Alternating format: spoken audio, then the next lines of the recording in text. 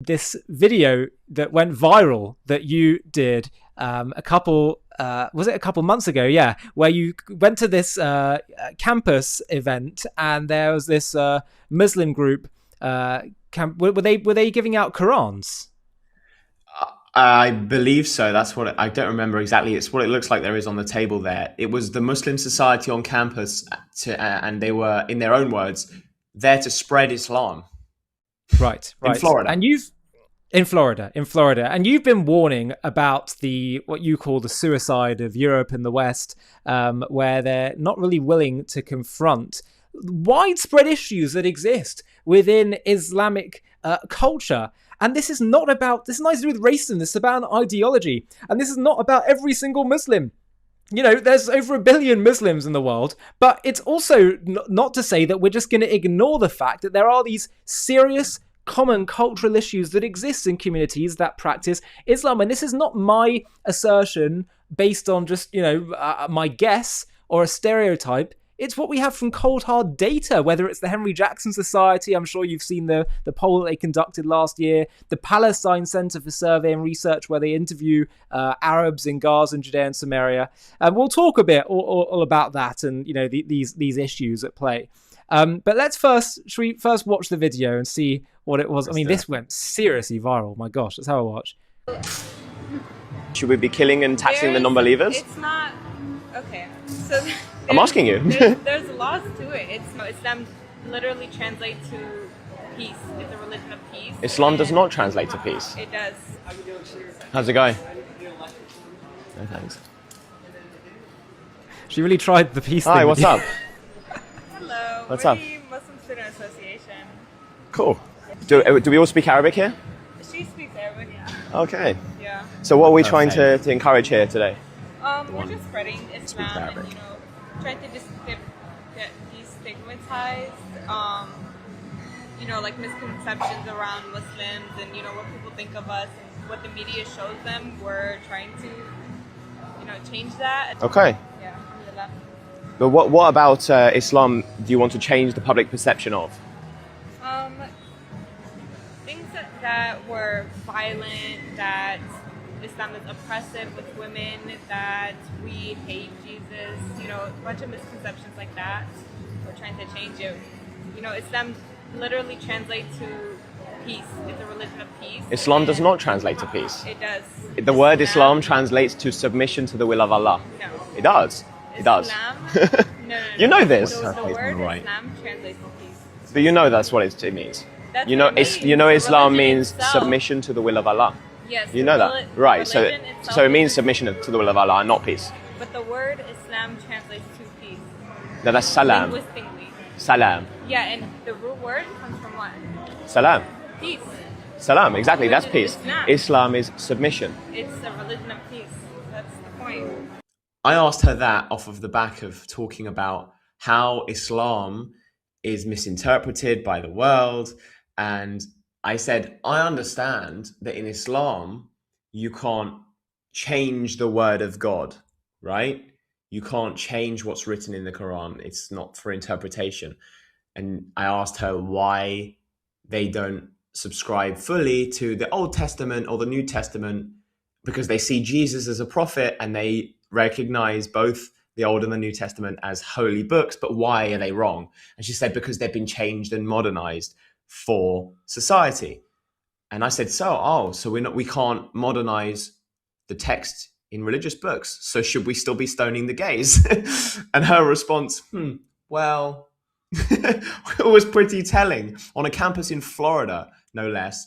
And it's just phenomenal. She said, we want to change the perception of Islam. It's not about the truth.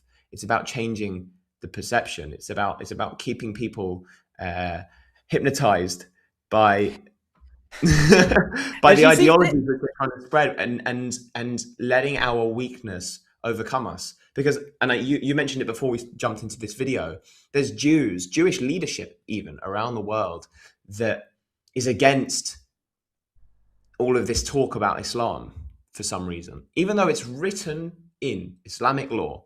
You mentioned all the statistics and the surveys. Let's even move those to the side for 1 second. Forget we don't have any, we have any surveys. In the Hadith, which is Muhammad's written law, again, remember, no interpretation allowed. It says the end times will come, the messianic times will come. When the Jew hides behind the rock and the tree, and the rock and the tree will shout out to the Muslim, "Oh Muslim, there is a Jew behind me, come and kill him." That is how they will understand that it's the messianic times. And then in the Quran, it says, strike the neck of the non-believers. It also says to cast fear into the hearts of the non-believers, the kuffar, the infidels, as they would say. There's no interpretation allowed. And even if there was, it'd be pretty difficult to spin that into a positive, you know? This is not about faith. This is not about godliness or discipline or holiness. This is about colonization. This is an ideology that's not tolerant of other ideologies. We want to talk about tolerance and acceptance and kindness being all these fluffy liberal values. I define them as weakness, but they're nice things to have and to be. They're nice virtues when you're strong first. Remember, we're talking about humans as vessels. If we're strong first and we have strong boundaries, then kindness, tolerance, and acceptance are fantastic. But if we are weak, then it's called suicidal empathy. Thank you, Gad Saad, a Jewish, brilliant professor who grew up in Lebanon and fled Lebanon for reasons you can look up yourself.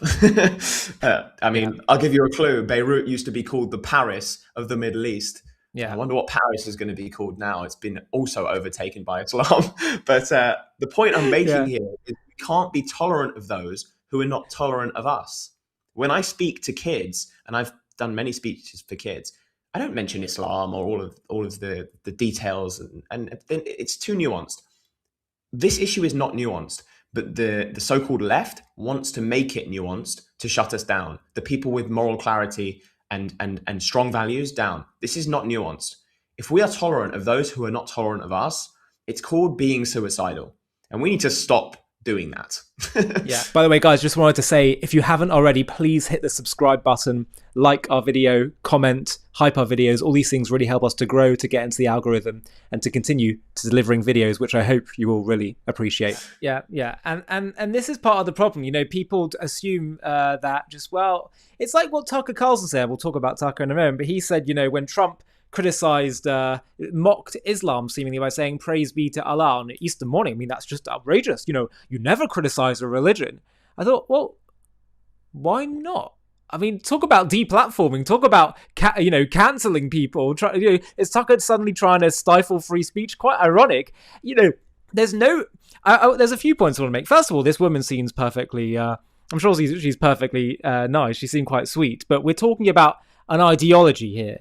And ideologies that are having a massive impact, literally the sole source of Israel and the West's main, issues of violence and war today. By the way, when she talks about Islam, you're completely right that Islam means submission and surrender. She's right that it shares the root words to peace. But that's not the meaning of the word Islam. And also, part of the implication of its sharing the same root when they explain it is because it implies that peace comes once you have that submission, right? And so I think that it's just so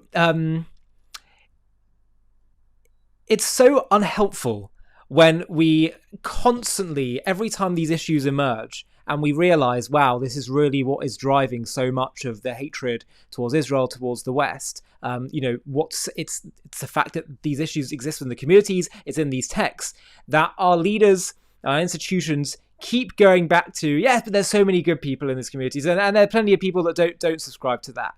You've got to ask some very harsh, clear questions. Like, the first question I would want to ask is, if someone doesn't believe in that hadith you quoted, or doesn't believe in those views about how people that aren't Muslims should be treated, are they a good Muslim or not? Because if I bought a box of 10 cookies, Ollie, if I bought a box of 10 cookies and 5 of them would kill me if I ate them, I wouldn't try eating one of the cookies because the other 5 are absolutely fine and tasty and wonderful. Yeah. I wouldn't touch the box. Yeah, yeah, Like, yeah, even if it was one out of a yeah, 100 cookies in a yeah, box, I wouldn't touch the box. yeah. This is not a nuanced conversation. But It's as simple isn't as it that. important to clarify to people that we're not necessarily talking about people as individuals or any immutable characteristics. I personally believe that, in the end, Jews and Muslims will be the best of friends. Judaism believes in teshuvah, repentance, in changing our actions, our beliefs, everything. Yes to all of that. But equally at the same time, right now, there is a widespread cultural issue that exists within the Islamic community. And to say that that has nothing to do with what the religion says just seems to me to be quite incoherent. I think it's important to clarify what you're saying, but I'm so fed up with that. Oh, I'm not talking about all Muslims. I hate that you have to clarify that every time, because people just immediately, their knee-jerk response is, "Oh, this is hate. This is racism," but they don't know why. This is just their knee-jerk response, because this is how we've been trained by our media that's actively working against us. Which I think finally people have figured out, which is why they get all their information from social media. It's an ideological problem, but as you mentioned, Islam means submission. So when we're talking about a big group of individuals, we can't single out the individuals, because that is hatred. The ideology they subscribe to has got them to submit. And do you know what the punishment for apostasy is, for leaving the religion in Islam? The punishment is I'm sure death. I can And guess. that's another unambiguous instruction of Islam, is the Mm. punishment is death for leaving and for talking against Islam, not just leaving, but for going against Islam. So you want to talk about, even if hypothetically 90 something percent of Muslims were totally peaceful and just wanted to assimilate in the West, they wouldn't subscribe to Islam if they did want to assimilate, but let's say hypothetically, they wouldn't be able to talk out against that remaining 10 or less percent who is hateful Mm. and murderous, because they would be killed for doing so. Yeah, This is yeah, a cult. This is tyranny. And that leads me on to, I think we'll speak about maybe Tucker Carlson afterwards, but the Red Green Alliance. You got the red meaning the communist socialists, and the green meaning the Islamists. People get confused as to why they team up, and how could there be queers for Palestine? Because the end result is of a socialist communist revolution and an Islamic revolution is very, very similar. You have the 1% ruling class and the 99.9 who submit. yeah, It yeah. is submission. Everyone knows the truth, but they can't say the truth. And anyone who's lived in Soviet Russia understands that that's the reality they were a part of.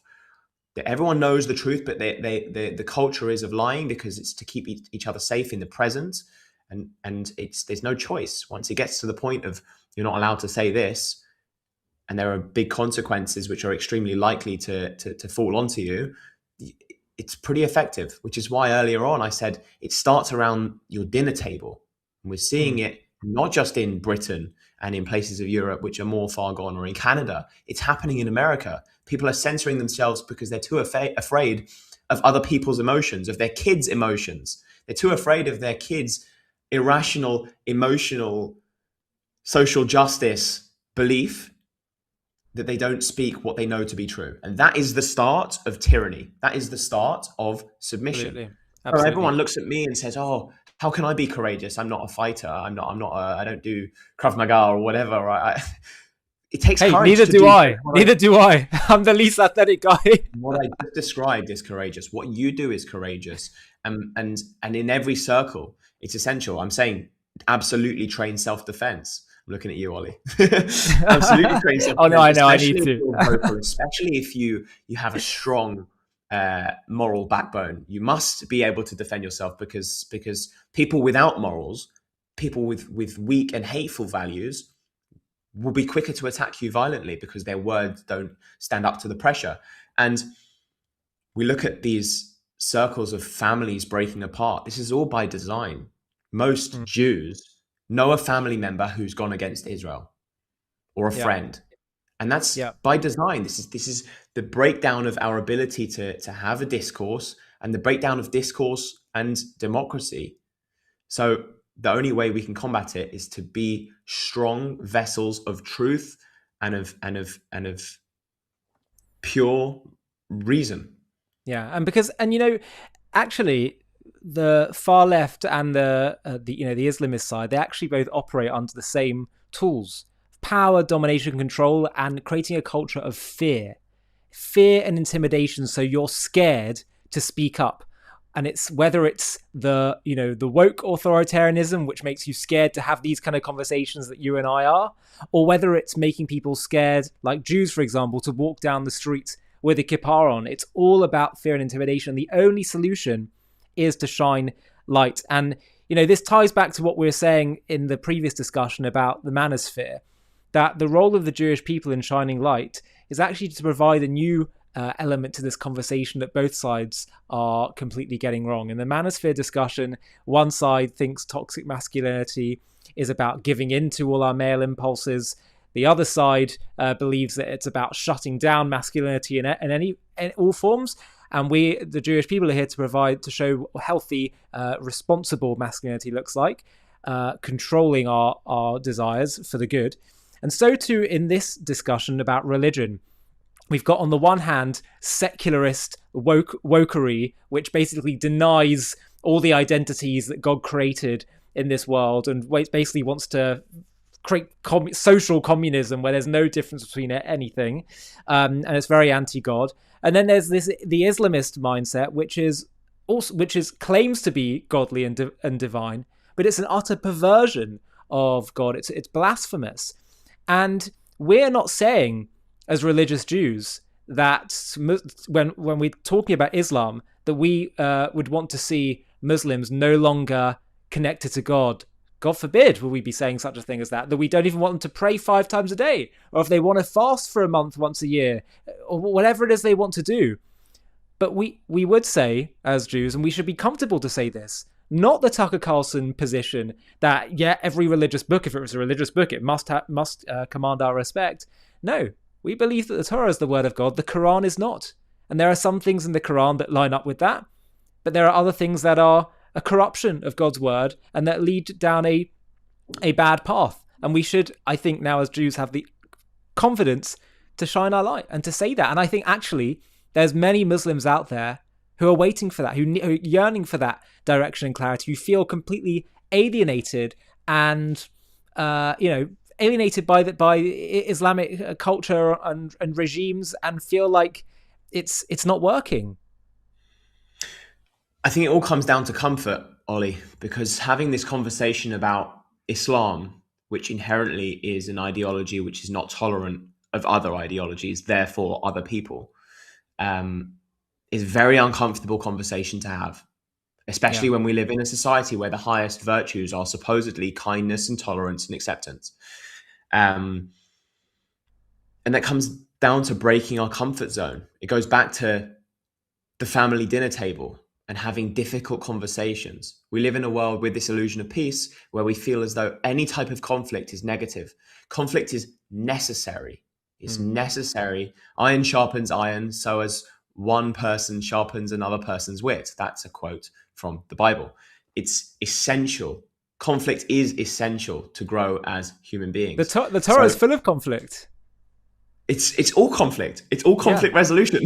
Yeah. And it's all courage, by the way. Every story from Esther to Moshe to Nachshon to David and Goliath, every story is one of courage. Also, God himself will get upset and angry and frustrated, and it's a sign of real investment in his relationships with us. And it's actually the people who just bury their heads in the sand and say, no, there's no problem at all. And we have these interfaith discussions and say, oh, don't we all just love each other? Aren't we all just saying the same thing? And it's like, no, this actually is a form of real disservice.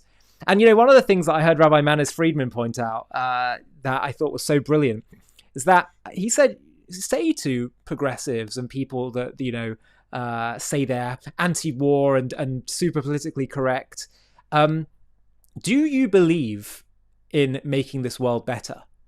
And they will undoubtedly say, yes, of course I do. He said, right, well, then you believe in war. War means there is a problem, there is bad, and I need to go and transform it, fix it, remove it. That's war. Now, it can descend War can descend into the military battlefield when you're left with no other choice. But if you believe you're here to actually improve this world and deal with problems in this world and make it better, then you believe in war. Until we reach the perfected messianic state, we all have to believe in that. And not believing in that, believing that no, you should just tolerate everything, means you think the world is perfect, or you're just apathetic. And they're sort of the same thing, really. It's comfort. What's the more comfortable and easier option? And it goes back to masculinity. What's easier to focus on material and what other people think of me, or what I think of myself? Yeah, that's the most difficult conversation is the one you have to have with yourself. Stand in front of the mirror and ask yourself, be really true with yourself. What am I doing wrong? What am I not living up to? What responsibilities am I letting down? Especially as a man, that's a really difficult and a vulnerable conversation, even if there's no one else around. So you look at the manosphere and you look at the Red-Green Alliance and you look at tyranny and control and the power structure. Everyone, the Red-Green Alliance views the world as a power structure, as does this manosphere, this toxic masculinity. It's Absolutely easy to do that, and it's the comfortable thing to do because it takes the responsibility off of yourself to do better. Do we think that Adolf Hitler or Joseph Stalin were strong men? No, they were weak men. They were insecure. They were obsessed with what other people thought of them, and it comes down to insecurity and weakness. That is why they wanted more power and more control. If you have self-control and you have control of yourself and your own beliefs, then what other people think of you doesn't matter. You won't.